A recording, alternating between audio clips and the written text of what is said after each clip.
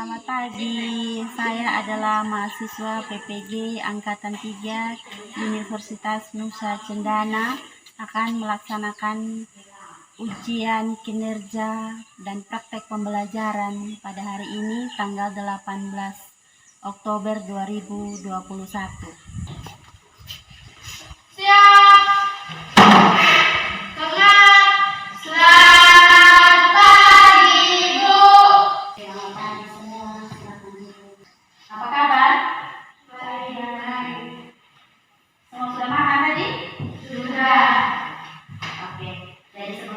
Mulai kegiatan kita hari ini, kita meminta pertolongan Tuhan dan meminta kesediaan Allahnya untuk membawa kita dalam.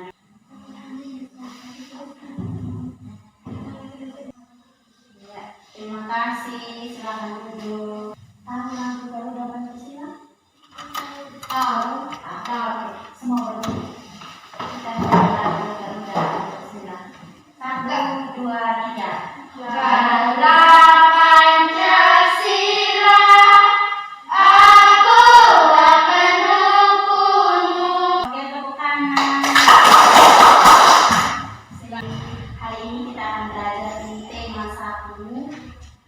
tentang organ gerak hewan dan manusia, dan subtemanya adalah organ gerak hewan. Kita masuk di pembelajaran ketiga. Di dalam pembelajaran kita hari ini, jadi ada 3 muatan pelajaran yang kita pelajari hari ini. Yang pertama itu ada PKN. PKN itu kita akan belajar tentang nilai-nilai yang terkandung dalam sila Pancasila. Kemudian IPS kita akan belajar tentang perilaku yang menyebabkan perubahan alam dan kondisi geografis Indonesia. Di bahasa Indonesia kita akan belajar tentang kalimat utama dan kalimat penjelas. Nah, tujuan dari kita mempelajari materi ini, yang pertama itu kita mampu menganalisis dan menyebutkan nilai-nilai Pancasila yang terdapat dalam lingkungan sekitar kita. Kemudian yang berikut juga kita akan mampu membuat laporan dan menerapkan sikap-sikap yang sesuai dengan nilai-nilai yang terkandung dalam sila Pancasila secara tepat. Kita mampu menyebutkan pengaruh ekonomi, sosial, dan budaya terhadap letak geografis Indonesia. Yang terakhir, mampu menemukan dan menuliskan kalimat utama dan kalimat penjelas yang terdapat pada teks bacaan. Coba perhatikan gambar pertama ya. Itu ada gambar apa? Garuda Pancasila ya? Ada gambar Garuda Pancasila ya? Ada. Nah, di dalam gambar Garuda Pancasila itu semua dengar? Dengar. Apa bunyinya?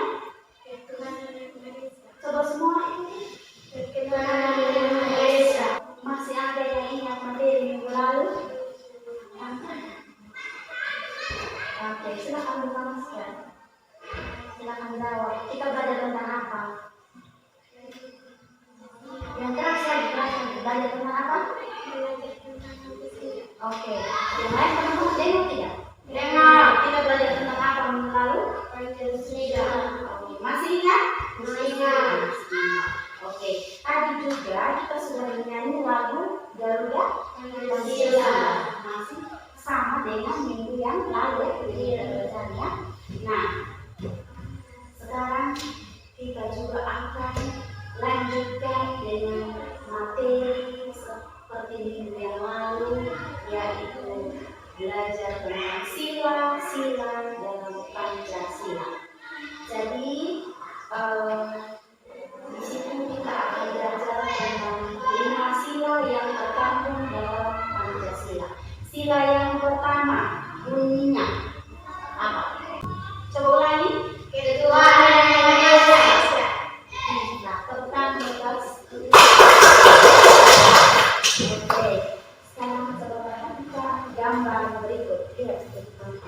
Perhatikan gambar. Nah, di situ ada gambar tentang orang yang pergi ke rumah ibadah. Kalau kita yang umat Kristen pergi beribadah di mana? Di mana? Gereja. Gereja. Kalau orang Islam dia beribadah di mana? Siapa ingat? Di masjid, ya. Ya. Kalau orang Kristen dia pergi beribadah di rumah gereja. Kalau kita agama Kristen Protestan percaya kepada Tuhan Allah.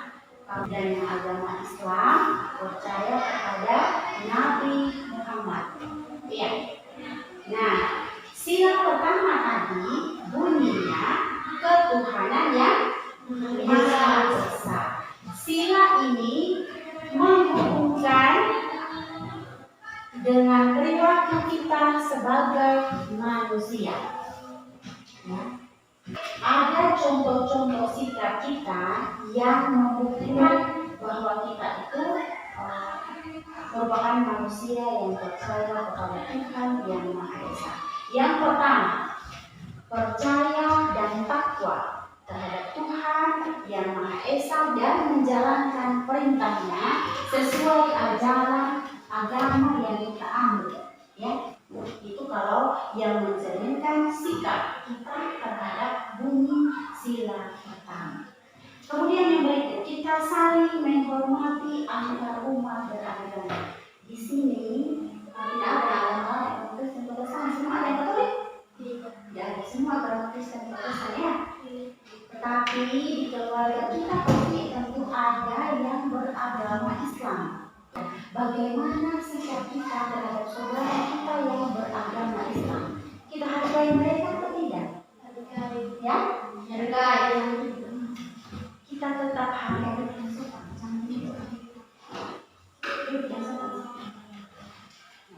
Jadi, sekalipun kita berbeda agama, tapi kita harus tetap saling menghormati atau menghargai antar umat beragama. Ya. Kita tidak boleh memaksa orang untuk mengikuti agama kita, ya. Jadi orang bebas mau memilih agama saja, terserah dia, tergantung imannya dia.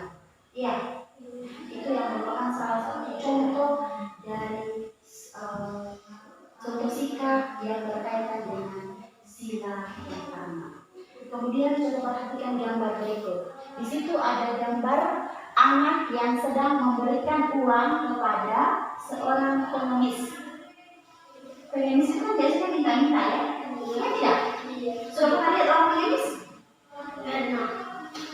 Mereka berada di mana? Di rumah saja. Di jalan. Mereka berada di jalanan, ya. Mereka meminta-minta di orang lain, ya. Nah, kalau seandainya kita menemukan orang seperti itu, bagaimana sih kita? Mau memberi tidak? Mau membantu tidak? Mau tidak? Oke. Nah, di situ ada salah satu anak yang memberikan sedekah kepada orang yang mengemis. Artinya dia memberikan uang kepada orang lain. Ini merupakan salah satu contoh sikap yang mencerminkan sila kedua. Siapa yang masih ingat ini sila kedua? Ada tidak ingat? Apa? Coba kasih. Yang mana bisa dengar? Bisa. Coba ikuti. Manusia yang adil dan beradab. Ulang. Manusia yang adil dan beradab. Ya, itu adalah bunyi sila kedua. Nah, sila kedua ini berhubungan juga dengan perilaku kita sebagai manusia yang pada hakikatnya kita itu sama. Ya, semua manusia itu sama, merupakan ciptaan Tuhan. Sila kedua berbunyi kemanusiaan yang adil dan beradab. Ada contoh perilaku yang mencerminkan sila tersebut. Yang pertama, tidak membedakan manusia berdasarkan suku, agama, dan warna kulit. Yang pertama. Yang kedua, membela kebenaran dan keadilan. Sekarang, coba kita lihat yang mencerminkan sikap kita terhadap sila kedua. Yang sila kedua itu tidak membedakan manusia berdasarkan suku, agama, dan warna kulit.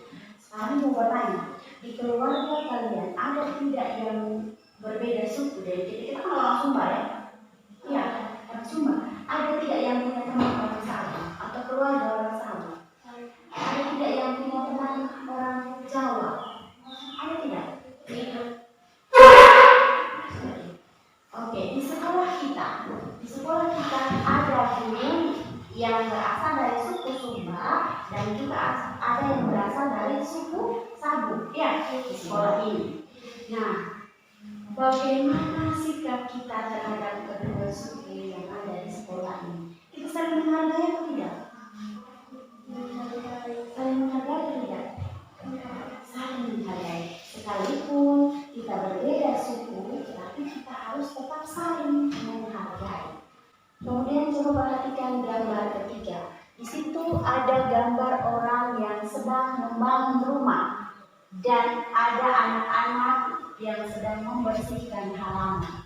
Sekarang ini membahas gambar yang pertama. Gambar pertama, orang bangun rumah. Pernah lihat orang bangun rumah? Orang bangun rumah kalau cuma 2 orang bisa bangun. Cepat? Bisa tidak kalau cuma 2 orang saja? Tidak. Oleh karena itu kita membutuhkan bantuan orang lain. Nah, di situ ada banyak orang, sekitar 6 orang yang ada di situ. Kalian kan sudah pernah lihat selama ini di sekitar kalian, kalau ada orang yang bangun rumah, tidak mungkin yang ada di situ hanya 2 orang, pasti banyak orang. Nah, kalau banyak orang, pekerjaan itu akan bisa cepat selesai atau tidak? Cepat. Tetapi kalau 2 orang, pekerjaan itu akan lama baru selesai, ya kan? Oke, oleh karena itu kita membutuhkan orang lain. Kalau kita kerja sendiri-sendiri, otomatis akan terlambat. Oleh karena itu kita harus bekerja sama dengan orang lain, harus bersatu dengan orang lain. Ini merupakan salah satu contoh yang mencerminkan sikap daripada bunyi sila yang ketiga. Siapa yang ingat bunyi sila? Persatuan Indonesia. Jadi bunyi sila ketiga itu adalah Persatuan Indonesia. Tadi di gambar yang pertama dari slide yang ditampilkan itu orang sedang bangun rumah kan? Iya. Orang membangun rumah tetapi tidak kerja sendiri saja atau tidak berdua saja, tetapi di situ banyak orang. Nah, kemudian ada contoh yang mencerminkan sila ketiga. Yang pertama itu cinta pada tanah air dan bangsa. Kemudian yang kedua, menjaga nama baik bangsa dan negara. Selain contoh yang disebutkan tadi. Nah, sekarang coba kita perhatikan gambar yang keempat. Itu adalah gambar orang yang sedang melakukan rapat. Pernah lihat orang rapat? Di sekolah sini pernah ada kan? Di situ ada banyak orang yang berkumpul, ya. Iya. Nah, kemudian di saat mereka melaksanakan rapat, itu mereka akan bersama-sama mengambil sebuah keputusan. Kalau contoh yang kemarin rapat di sini itu kita mengambil sebuah keputusan bahwa kita sekolah selama 3 hari dalam 1 minggu, ya. Ini merupakan salah satu contoh dari pengamalan sila keempat. Siapa yang ingat dulu sila keempat? Ada tidak ingat? Coba ikuti ibu. Kerakyatan yang dipimpin oleh hikmat. Ikuti ibu. Kerakyatan yang dipimpin oleh hikmat. Kerakyatan yang dipimpin oleh kebijaksanaan dalam permusyawaratan perwakilan. Bunyi sila keempat, siapa yang ingat?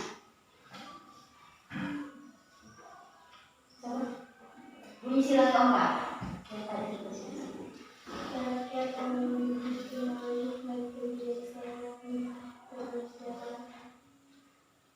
perwakilan. Oke, kerakyatan yang dipimpin oleh hikmat kebijaksanaan dalam permusyawaratan perwakilan. Itu yang merupakan bunyi daripada sila keempat. Ya, jadi di sila keempat ini juga mempunyai ciri-ciri atau contoh yang mencerminkan sikap kita sebagai manusia terhadap sila yang keempat. Yang pertama itu selalu mengedepankan musyawarah untuk mencapai mufakat dalam menyelesaikan masalah. Seperti yang kemarin kita rapat di sini, ya. Itu kan ibu dan orang tua beserta dewan guru mengambil keputusan untuk kita sekolah bersama selama 1-3 hari dalam satu minggu. Itu merupakan salah satu contoh pengenalan sila keempat. Kemudian tidak memaksakan kehendak kepada orang lain. Itu yang merupakan ciri yang mencerminkan sila keempat. Berikut, siapa yang ingat bunyi sila kelima?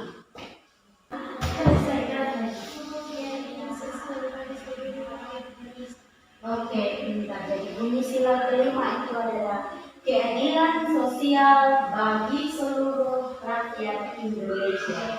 Nah, dalam sila kelima ini ada juga contoh sikap yang mencerminkan sila ini. Yang pertama, berusaha menolong orang lain sesuai kemampuan. Yang kedua, menghargai hasil karya orang lain. Itu yang merupakan cerminan daripada sila kelima. Diulangi lagi, menolong orang lain sesuai kemampuan. Yang kedua, menghargai hasil karya orang lain. Itu yang merupakan contoh sikap yang mencerminkan sila kelima. Sekarang masih ada yang mau bertanya? Ada yang belum mengerti? Sudah paham? Sudah. Jawab secara bersama-sama satu jawaban untuk satu kelompok. Satu orang sedang tulis. Di situ ada 5 soal, ya. Jadi di situ ibu minta kalian untuk menganalisis dan menuliskan penerapan nilai-nilai yang terkandung dalam setiap sila pada Pancasila. Jadi ada waktunya 10 menit. Silakan.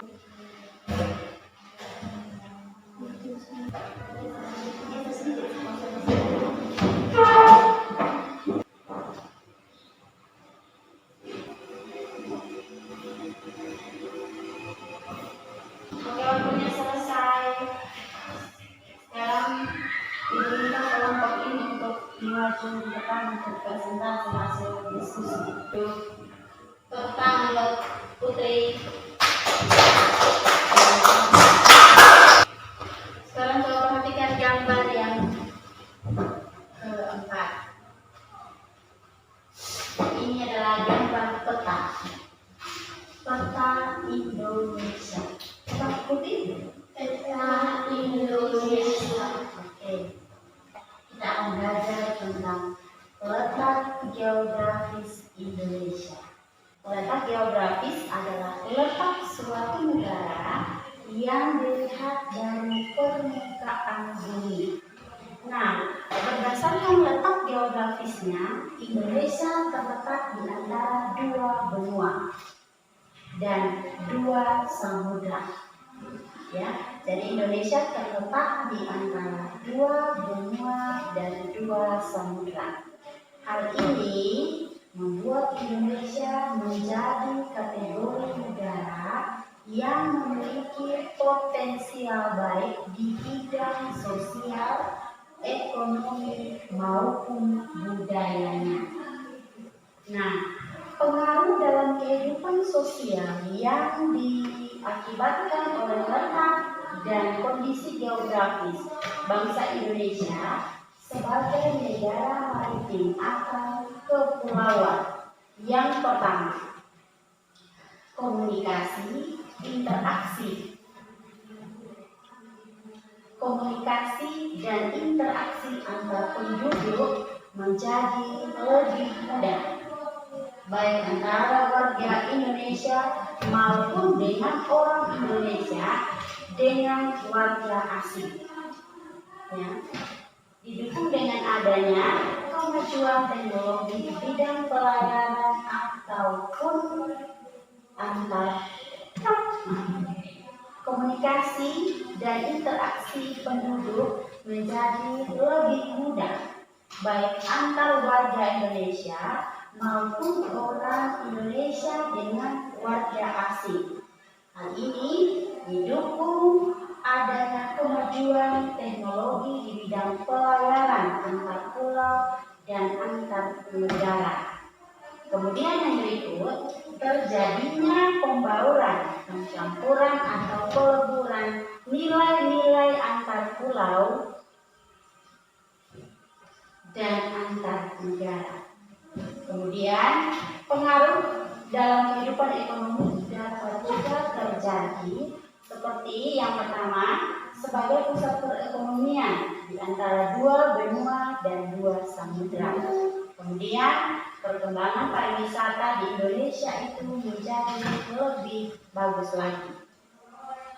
Itu yang merupakan contoh daripada pengaruh letak geografis Indonesia terhadap kehidupan sosial. Jadi terjadinya komunikasi tadi antara orang Indonesia dan juga antara orang Indonesia dengan warga asing. Nah, contoh sekarang, kalau kita mau menghubungi saudara kita yang berada jauh dari kita, apa yang kita harus pakai untuk bisa berkomunikasi dengan mereka? Ibu akan berikan lagi tugas yang kedua. Kerja masing-masing ya.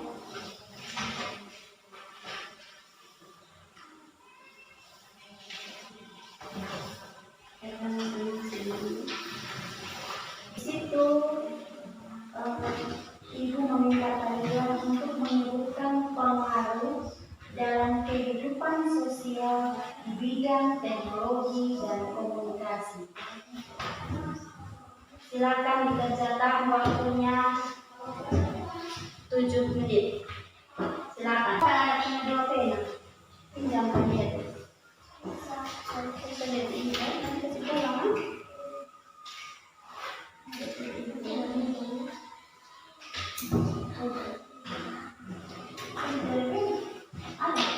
Bisa.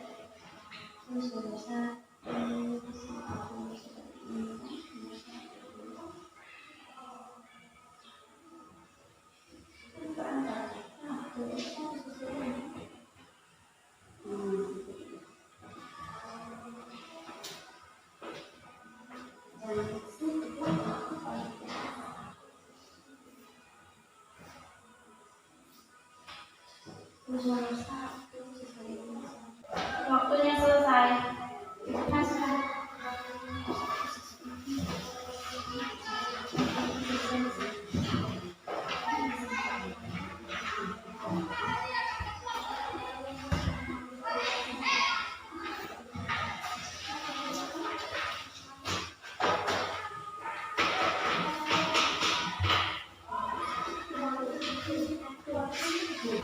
Di papan kembali semua perhatikan di situ ada teks cerita atau ada teks bacaan.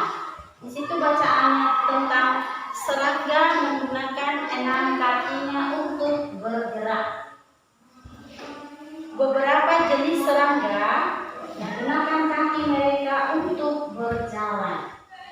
Ada juga serangga yang menggunakan kaki mereka untuk melompat.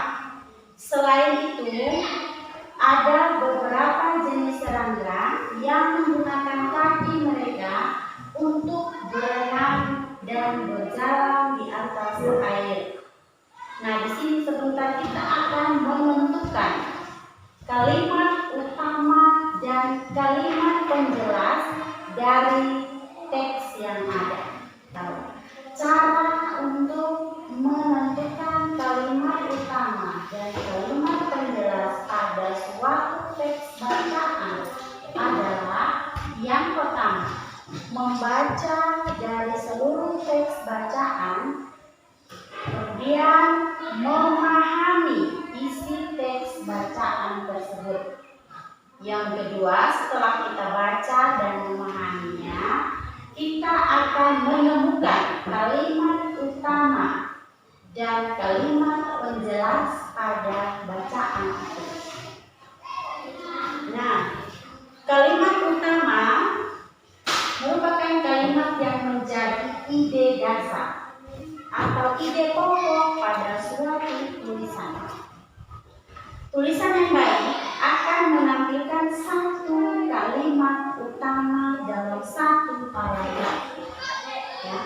Sedangkan kalimat penjelas adalah kalimat yang berfungsi sebagai pendukung atau penguat gagasan pokok yang ada pada kalimat utama. Kalimat penjelas sendiri itu bersifat khusus. Dengan kata lain, kalimat ini ada karena pengembangan dari suatu kalimat utama. Jadi sebentar kita akan menentukan kalimat utama dan kalimat penjelas dari bacaan yang sudah kita lihat tadi. Di sini tentang serangga tadi ya. Nah, bagaimana caranya untuk kita menentukan kalimat utama dan kalimat penjelas? Yang pertama, kita harus membaca dan memahami isi bacaan. Setelah itu baru kita menentukan kalimat utama dan kalimat penjelasnya. Tadi sudah dijelaskan bagaimana kalimat utama itu dan bagaimana kalimat penjelas ya.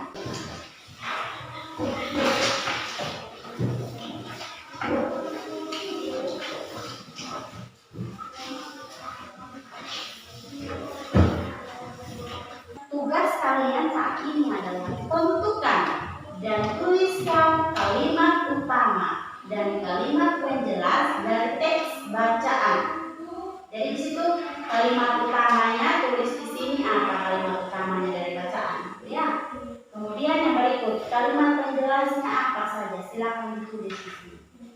Ibu kasih waktu 10 menit.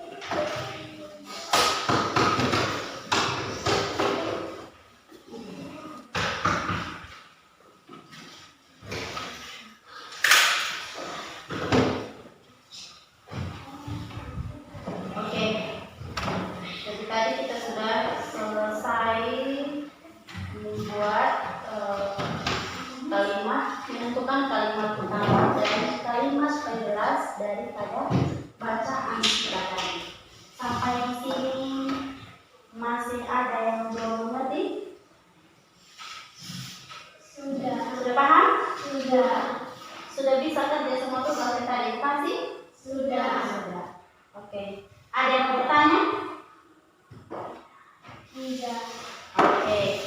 Nah, jadi tadi kita sudah belajar tentang 3 materi dan untuk 3 mata pelajaran. Ada pelajaran PKN, IPS, dan ada bahasa Indonesia. Kalau tadi di PKN kita belajar tentang nilai-nilai yang terkandung dalam tiap sila Pancasila. Oke. Di nilai-nilai terkandung dalam sila Pancasila yang pertama tadi kita sudah bahas tentang bagaimana sikap kita sebagai umat yang percaya kepada Tuhan yang Maha Esa. Bagaimana kita harus saling menghargai antar umat beragama. Kemudian yang kedua, kita di materi IPS tadi itu tentang letak geografis dan pengaruhnya terhadap kehidupan sosial dan budaya sebagai warga negara Indonesia. Ya, sudah belajar tentang itu, di mana kita harus menggunakan salah satu alat teknologi berupa HP untuk kita menghubungi orang yang berada jauh dari kita, ya. Kemudian yang ketiga, di mana kita harus bisa menentukan kalimat utama dan kalimat penjelas dari bacaan yang kita sudah baca secara bersama-sama tentang apa tadi? Siapa yang masih ingat? Tentang serangga yang menggunakan keenam kakinya untuk berjalan dan melompat, dan juga ada yang menggunakan kakinya untuk berjalan di atas air, ya, dan juga berenang. Itu yang kita sudah bahas hari ini untuk 3 mata pelajaran. Nah, Ibu akan memberikan penilaian dari setiap tugas yang sudah kalian kerjakan tadi, ya. Ibu akan beri nilai. Nah, tugas yang pertama ini, sekarang Ibu kasih nilai dulu untuk tugas yang ketiga, ya.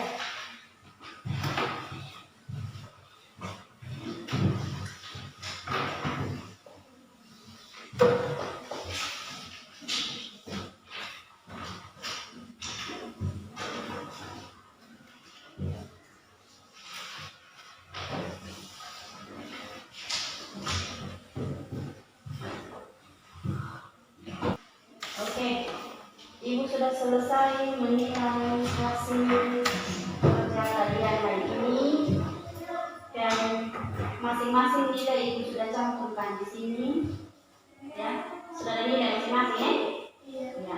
Jadi yang dapat nilai 70 ke atas itu tidak perlu remedial. Tapi kalau yang nilainya 70 ke bawah, Ibu harus melakukan remedial atau kita belajar ulang lagi tentang materi itu. Ya, selesai materi kita hari ini. Masih ada yang bertanya lagi? Ada yang bertanya? Tidak ada. Kalau begitu, Ibu akan berikan PR untuk kita kerja di rumah. Ya, kasih PR dan PR itu dikerjakan di rumah. Dan dikumpul minggu depan. Oke. Ibu akan bagikan PR untuk kalian kerjakan di rumah dan dikumpul minggu depan, ya. Bisa? Bisa.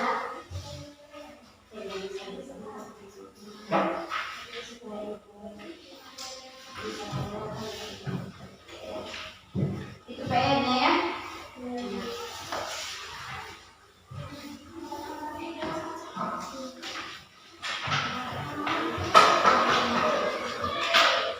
Sudah Jadi PR itu dikerjakan di mana? Di rumah. Dan tolong diselesaikan hari Senin depan, semua sudah harus kumpul ke ibu. Bisa ya? Bisa. Materi kita selesai hari ini. Kita akan berjumpa lagi besok pada materi yang lainnya, dan kita masih dalam masa pandemi. Kita harus selalu menjaga jarak, memakai masker, dan mencuci tangan di air yang mengalir dengan menggunakan sabun. Ya, demikian pembelajaran kita hari ini. Sampai jumpa lagi besok di pembelajaran berikut. Terima kasih, selamat siang dan shalom. Untuk kita tutup kegiatan kita, saya minta kesediaan Elda untuk membawa kita dalam doa.